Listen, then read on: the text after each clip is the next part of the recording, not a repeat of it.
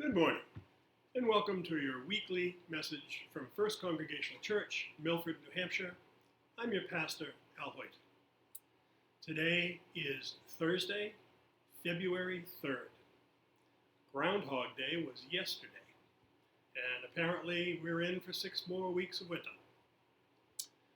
This Sunday, February 6th, we will be dedicating our new hymnals to Jim Heald. Many of you have dedicated hymnals either in memory of or in honor of someone, and all of those labels have been put into the hymnals, and the hymnals have been put out in the pews. So Carol wanted me to let you know that there is still an opportunity to dedicate a hymnal in honor of someone or in memory of someone. She has the form, and you can do it anytime, and she has the stickers here so that we can do that anytime. So if you're interested in dedicating a hymnal or in memory of someone or in honor of someone, please give Carol a call and she'll take care of it. If you are picking up your communion elements, you can pick them up today from 9:30 to 1:30, or tomorrow from 9:30 to 1:30 for this Sunday's worship service. On Tuesday, February 8th, the Sauhegan Valley Chorus will be rehearsing in the church. On Thursday, February 10th, I will be conducting a worship service at the Bedford Falls Assisted Living Center. And 10 to 12 is Cindy DeAndrea conducting the Bible study. And 7:30 on Thursday is choir rehearsal. And again, if you're interested, come on down and sing with us. Next Sunday, February 13th, there will be the annual meeting. And please bear with me, I have to read the call to the annual meeting again. So the annual meeting will be immediately following worship. We will not be having a meal or any of that. So please come with your annual report, ready to conduct the business of the church.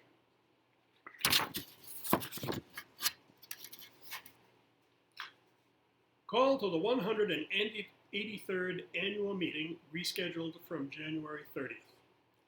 The 183rd annual meeting of the First Congregational Church, United Church of Christ, Milford, New Hampshire, will be held in the church sanctuary on Sunday, February 13th, 2022, immediately following the Sunday worship service.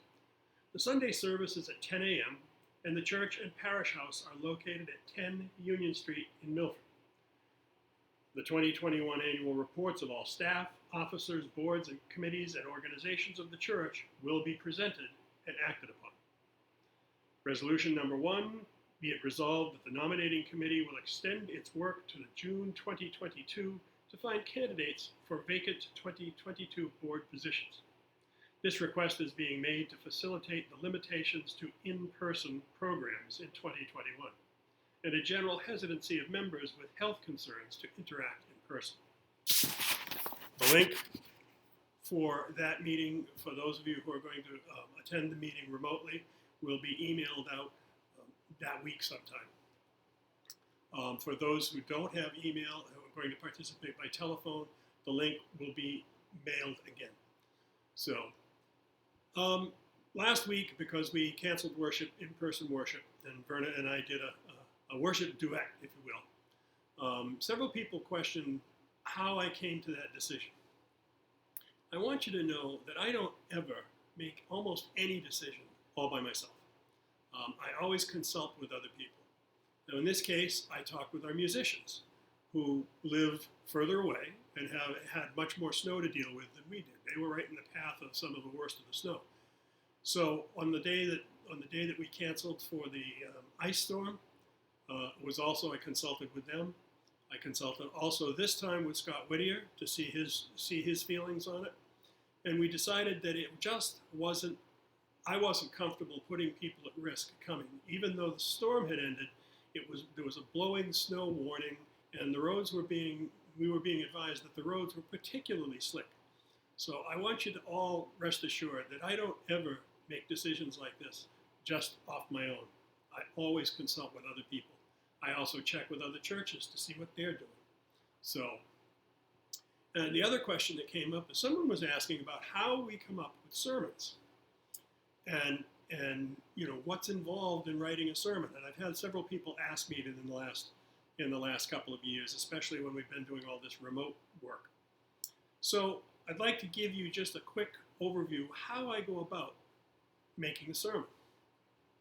The first thing that I do is, usually about a month in advance, I pick the scripture that we're going to use from the Revised Common Lectionary, the psalm that we're going to use, and then after I've read them, considered them, and I pick the hymns that we're going to use for that particular service, and I try to make the hymns relevant to what the message is.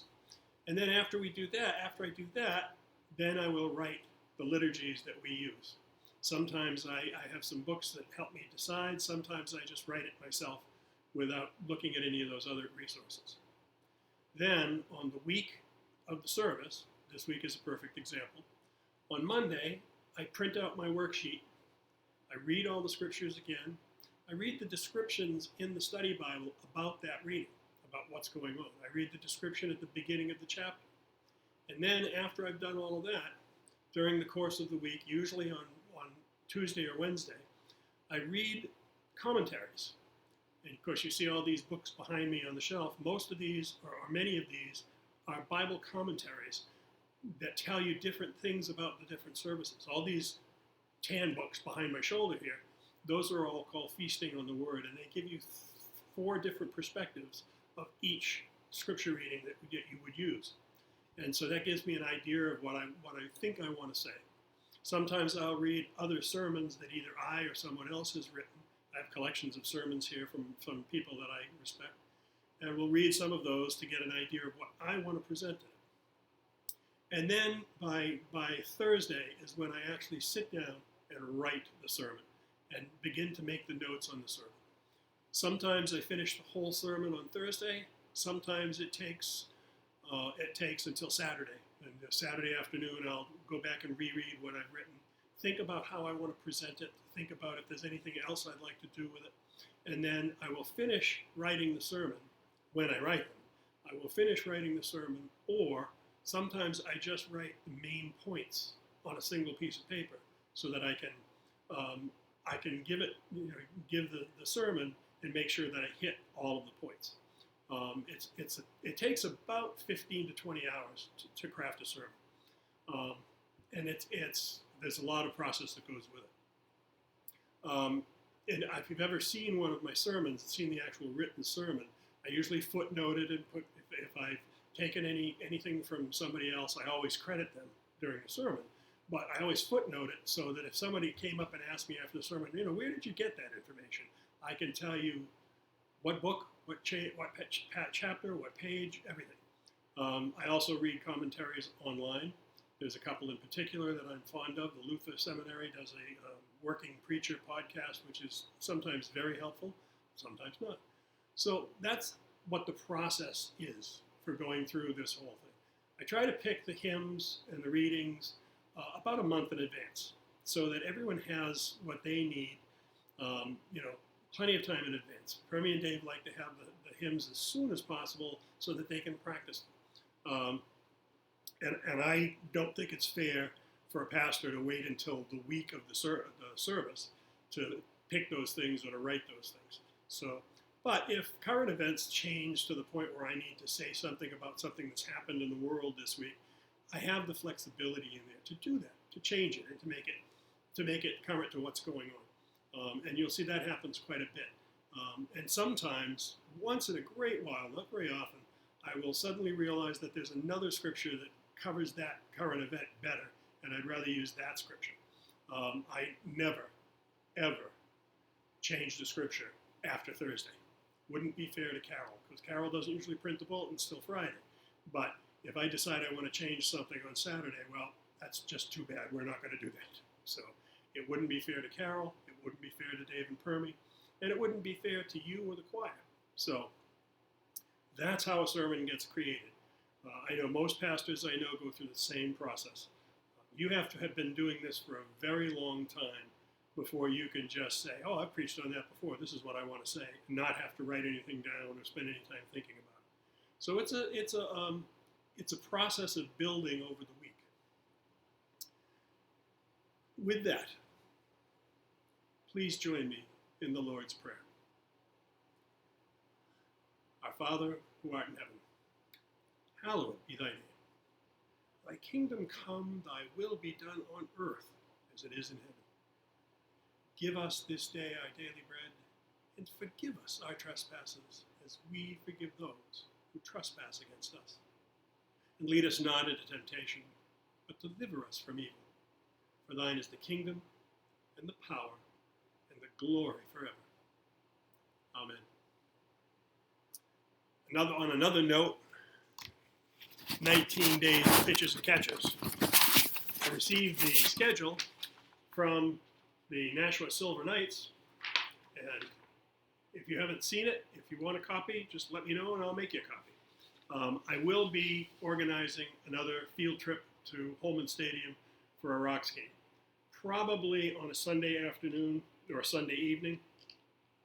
The Rocks season starts the end of May and goes through the first week of August. So we'll have plenty of time to do that, and we'll do the same kind of thing we did last year. We'll get a private box, and it'll provide the hot dogs, the hamburgers, all water, soda, French fries, pizza. All of that stuff is included in the ticket price, and the ticket prices haven't gone, I think they've gone up about 50 cents. So, but I've been in contact with the Silver Knights organization, and they're looking forward to seeing us again. We have a great time every time we go. So when I put out the email and when I put out the notice about setting up a game, I hope you'll take advantage of it. And until we meet again, take good care of each other. Take good care of yourself.